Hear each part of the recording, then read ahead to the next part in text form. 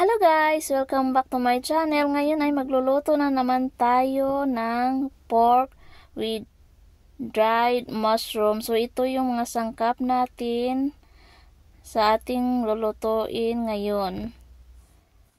So simulan na natin ang pagluluto natin.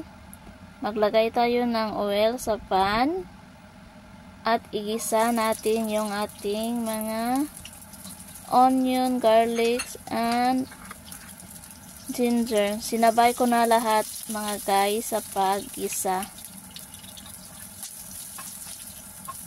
Antayan lang natin hanggang sa mag-brown yung ating garlic, ginger, at saka onion. Nasa inyo na mga guys kung gusto nyo marami yung onion. Kasi dito sa amin hindi masyado mahilig sa maraming onion. Mas gusto nila yung maraming garlic.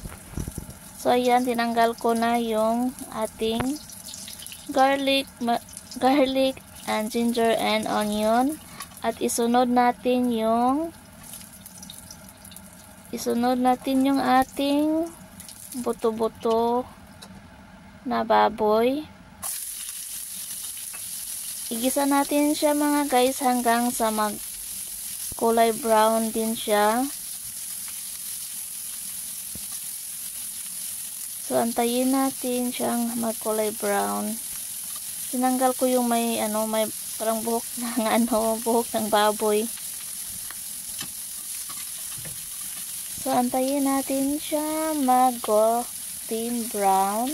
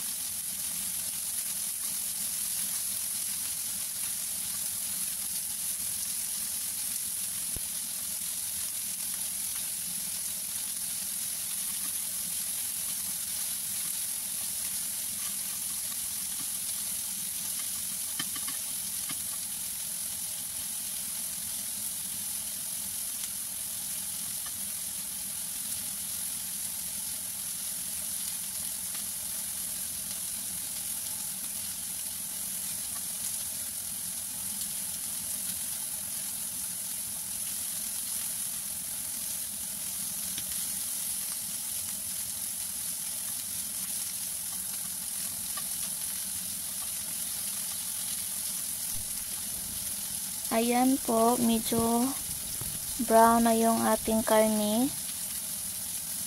Pero ano pa natin siya hanggang magkulay brown talaga siya. Ang tagal niyang magkulay brown mga guys kasi siya yung buto-buto at saka laman, walang taba. Kaya medyo matagal siya magkulay brown. So, okay na to. Ilagay na natin yung ibang sangkap. Ilagay natin yung dried mushroom. At saka yung mga natin, ricados. At saka maglagay din tayo ng Chinese wine. Yan. Chinese wine. Haluin natin ng konti. Pagkatapos natin maglagay ng Chinese wine, isunod na natin yung soy sauce. Maglagay tayo ng soy sauce guys. Nasa inyo na mga guys yung sa lasa. Kung gusto nyo maraming soy sauce, naglagan nyo. At saka naglagay din tayo ng oyster sauce, salt, haluin natin siya. At saka ito mga guys, tubig to galing sa dried mushroom na pinagbabaran ko. Nilagay ko siya dito. At saka magdagdag tayo ng tubig hanggang maano siya. Ayan. Rock sugar.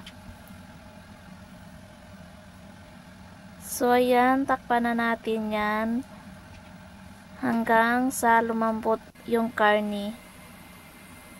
So, ayan, medyo malambot na ang karne dyan mga guys, at konti na rin yung tubig. Try nyo din to na recipe mga guys, sobrang masarap.